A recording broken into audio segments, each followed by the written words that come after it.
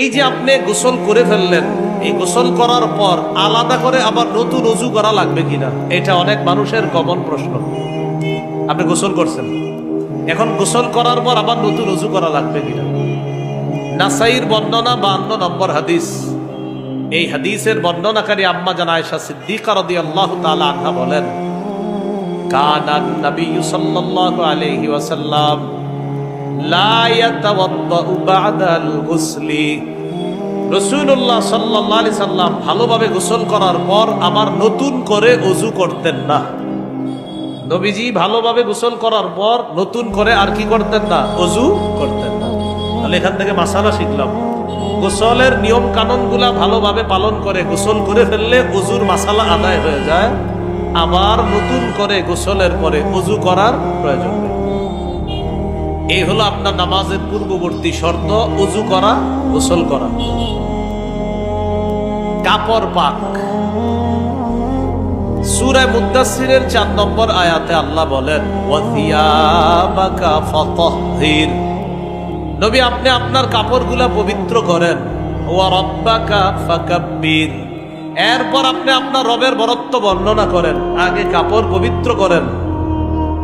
সহিহ বুখারীর বর্ণনা 227 নম্বর হাদিস। জাআত ইমরাআতুন ইলান নবী সাল্লাল্লাহু আলাইহি ওয়াসাল্লাম। এক মহিলা আল্লাহ রাসূল সাল্লাল্লাহু আলাইহি সাল্লামের কাছে আসলেন। আসার পর বললেন, আরাআইতা ইহদানা তাহিদু ফিস সাওবি ফাকাইফা তাসনাউ ইয়া রাসূলুল্লাহ। হুজুর, আমাদের কোন নারী তারা মাসে আল্লাহ প্রদত্ত একটা অসুস্থতার সম্মুখীন হয়, এই অসুস্থতার সম্মুখীন হওয়ার পর তাদের কাপড়ের মধ্যে যেই নাপাকি লাগে, এই নাপাকি পবিত্র করার নিয়ম কি? ভাই কথা বুঝে আসছে? নবীজি সাল্লাল্লাহু আলাইহি সাল্লামকে প্রশ্ন করলেন, আল্লাহ প্রদত্ত একটা অসুস্থতার সম্মুখীন হয় মা বোনরা, এই অসুস্থতার কারণে তাদের শরীরের যে কাপড়, এই কাপড়ের মধ্যে যেই নাপাকি লাগে, এই নাপাকি পবিত্র করার উপায় কি? فقال رسول الله صلى الله عليه وسلم, নবীজি জবাব দিলেন, তাহুত্তুহু, 1 নাম্বার, নাপাকি কাপড়ে লাগলে এটা ঘষে উঠাবে, ঘষবে, নাপাকিটা ঘষবে। 2 নাম্বার, সুম্মা তাকরুসুহু বিল মা, কাপড়টা পানির মধ্যে ভালোভাবে রিংড়িয়ে নিবে,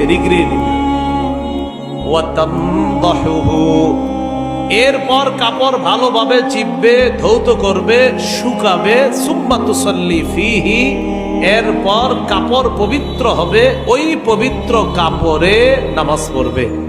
আমাদের এই হাদিস থেকে মূল মাসালা যেটা জানলাম, নামাজের পূর্বে কাপড় পবিত্র হওয়া শর্ত। নবীজি বললেন কাপড় এইভাবে পবিত্র করবে, এরপর পবিত্র কাপড়ে নামাজ পড়বে। এখান থেকে বোঝা যায় নামাজের পূর্ববর্তী শর্ত হলো কাপড় যেন পবিত্র হয়।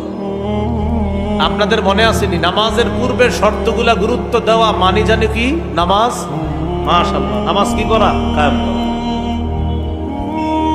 নামাজের জায়গা পবিত্র হওয়া।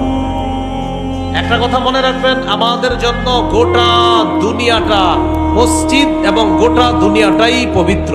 সুবহানাল্লাহ। হ্যাঁ, মানুষ এটাকে অপবিত্র বানায়, কিন্তু আল্লাহ পুরা জমিন আমাদের জন্য পবিত্র বানিয়ে দিছে এবং মসজিদ বানায় দিছে।